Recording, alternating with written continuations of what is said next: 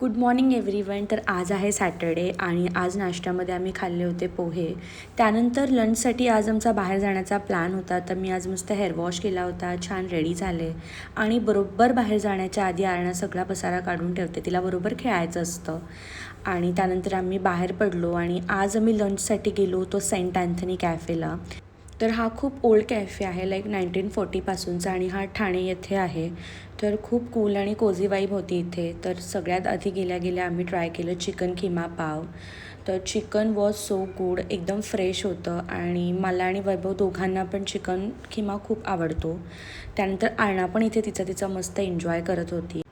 मग आम्ही ऑर्डर केला त्यांचा famous chicken peri peri pasta. तर मला पर्सनली पास्ता खूप आवडतो.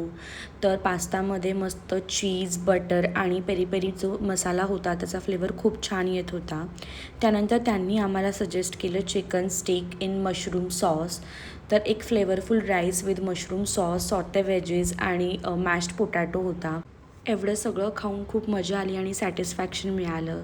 So that's it for the day. भेटूया पुन्हा. बाय.